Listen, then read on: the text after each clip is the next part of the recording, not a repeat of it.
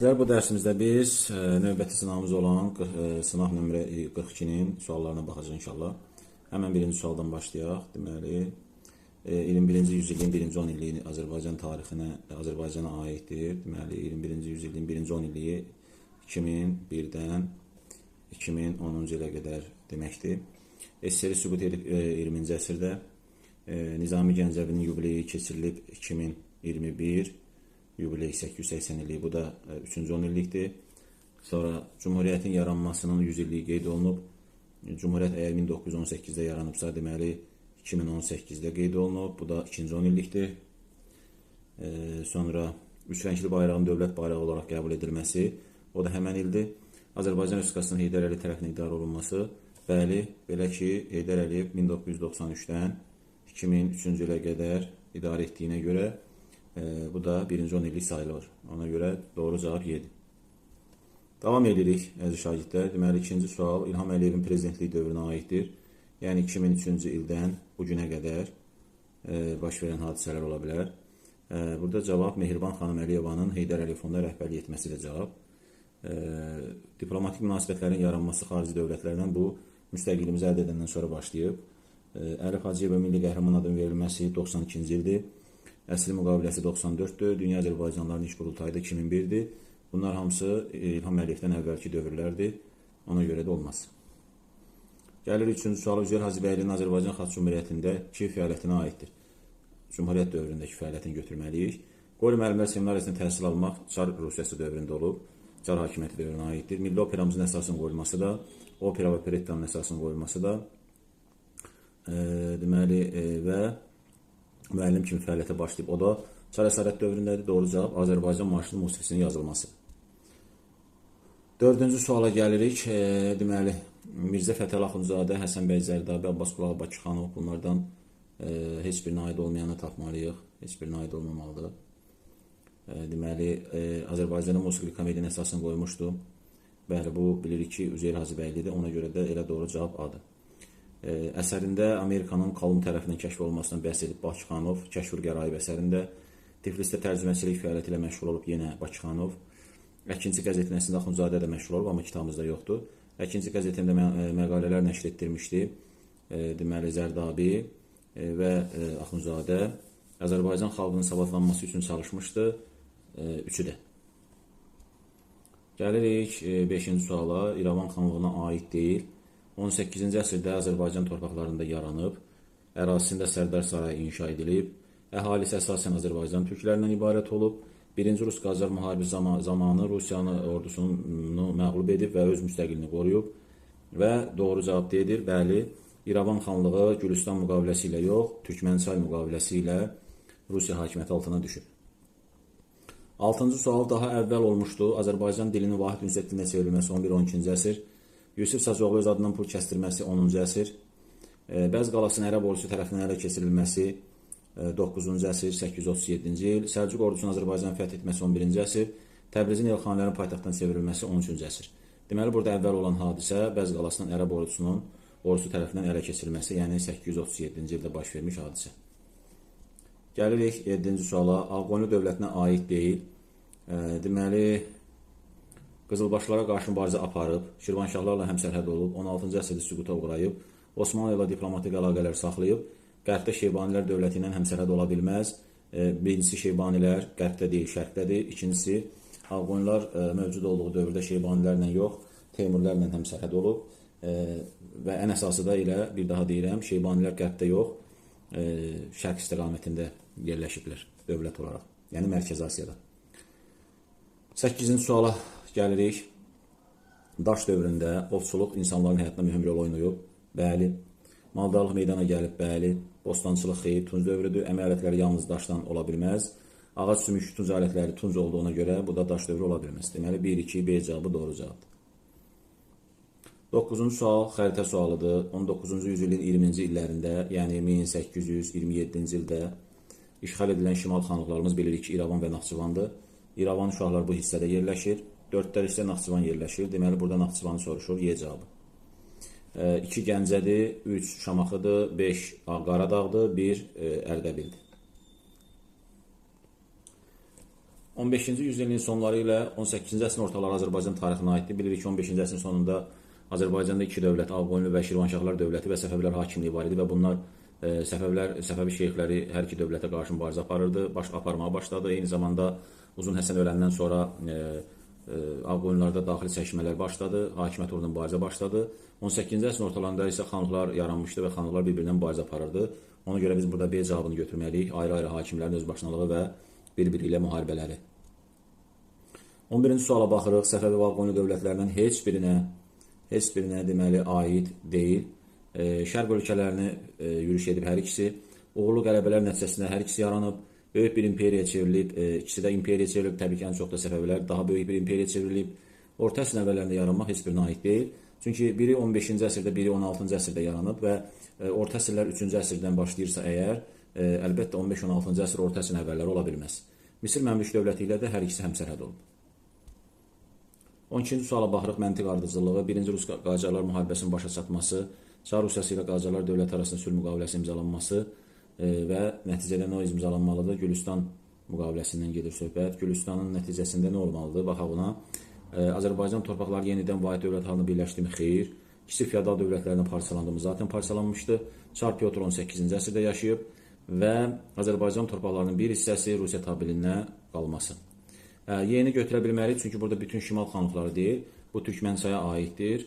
Yəni birinci yox, ikinci Qacara aiddir. Ona görə də bu da olmaz. Bir daha deyirəm. Doğru cavab D-dir. 13-cü suala baxırıq. Azərbaycanda Ərəb xilafətinin hakimiyyəti dövründə baş vermişdi.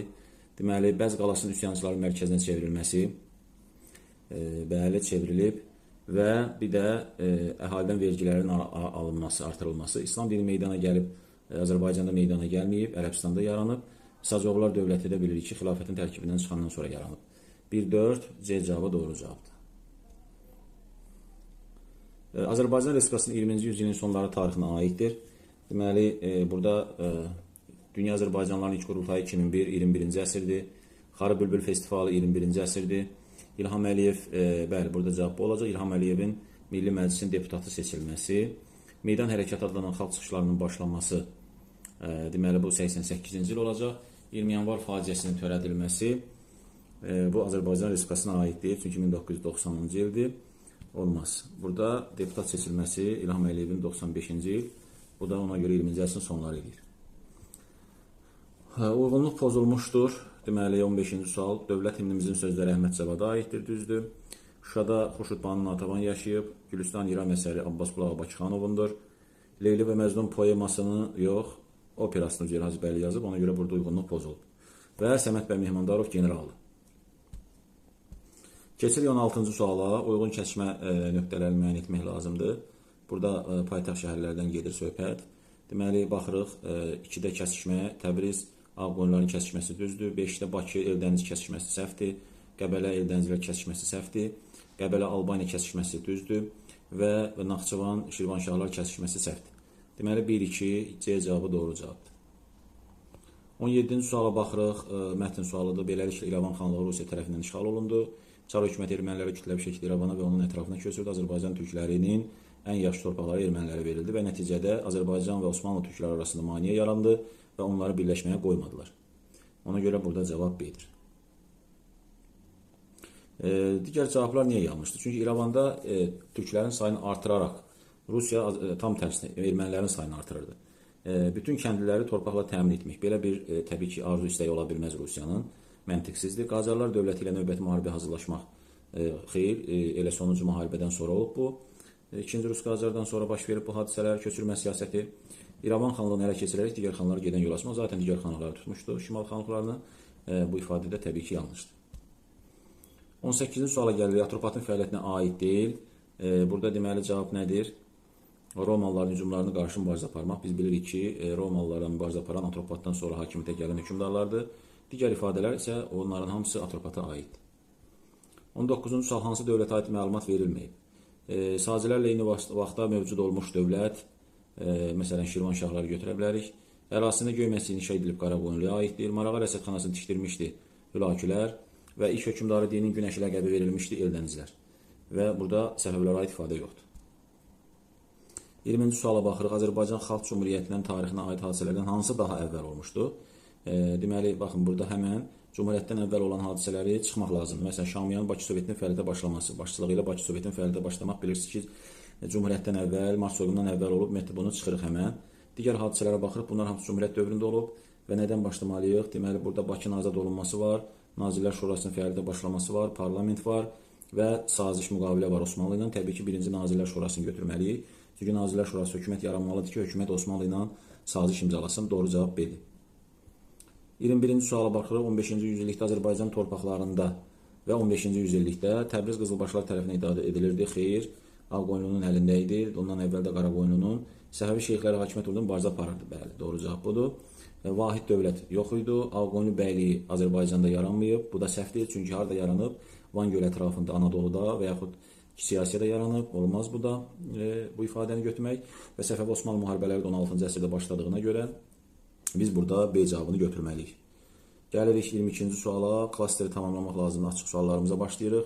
Əfşarlar dövləti Hindistana yürüş edib, dəniz sərhədlərinin müdafiəsi üçün tədbirlər görüb, yəni ki, donanma yaratmağa çalışıb və müəyyən addımlar atıb, amma təbii ki, yarımçıq qalıb.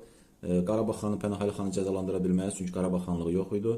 Paytaxtının Təbriz olması ola bilməz, Əfşarlar paytaxtı Məşhəd eləmişdilər. Osmanlı dövləti ilə həmsərhəd olmaq, bəli, biri budur. Bütün Hindistan tərkibinə qatmayıblar və İslam dini daxilində ixtilaflara son qoymaq üçün təşəbbüsün göstərilməsi, bəli, bu da var və 1, 4, 6 doğru cavab olur. 23-cü suala baxırıq. Xronoloji ardıcıl müəyyən edin. Çaldıran döyüşün baş verməsi 1514-cü ildir və deməli biz bunu qeyd edirik. 16-cı əsr eləyir. Sara Xatun 2-ci Mehmetlə danışıqlar aparıb Uzun Həsən dövründə. Birinci ondan başlamalıyıq. Daha sonra İsmail Təbrizi tutmalıdır ki, sonra orada şah elan edib və Səfəvilər dövlətini yaratsın. Ona görə 2, 3, 4 və sonda Çaldıran döyüşü olmalıdır. 2, 3, 4, 1. 24-cü suala gəlirik. Buradakı uyğun kəsişmələrə görə düzgün cavabları seçməliyik. Tariximizin atası 3. Bakıxanova mı deyilirdi? Bəli. Dinin günəşi Şəmsəddin Eldənizə mi deyilirdi? Bəli, Şəmsəddin. Elmin günəşi mi deyilirdi Şəmsəddinə? Xeyr. Nəsrəddin Tusiyə deyilirdi Elmin günəşi 4. Və deməli 1 yanlışdır. Qüdsi təxəllüs Üzeyir Hacıbəyliyə deyilirdi. Yox, Bakıxanova deyilirdi. Bunu da çıxırıq. Ona görə də burada 2, 3, 4 doğru cavab olur. 25-ci suala gəlirik nəhayət. Deməli, yekunlaşdırırıq uyğunluq sualı. 20-ci yüzilin ikinci, burada deməli uyğunluq sualı aiddir Cumhuriyyətə və Azərbaycan Respublikasına. 20-ci yüzilin ikinci rübündə yaranmışdır. 20-ci yüzilin ikinci rübü uşaqlar 1926-dan 50-yə qədərdir. Deməli, heç birinə aid deyil. Bunu çıxırıq. Cumhuriyyət birinci rübündə yaranıb, Respublikamız isə 4-cü rübdə. İkinci Dünya müharibəsinin iştirak etməsi heç birinə yenə aid deyil. Bu Azərbaycan SSR-yə aiddir və Birləşmiş Millətlər Təşkilatının üzvü olmaq Azərbaycan Respublikasına aiddir. Bolşevik Rusiyası tərəfindən süquta uğradılmaq da Cumhuriyyətə aiddir. Ona görə də 1 olur D, 2 olur C. Beləliklə şagirdlərimiz bu dərsimizi də yekunlaşdırırıq. İnşallah növbəti dərslərimizdə görüşənə qədər sağ olun.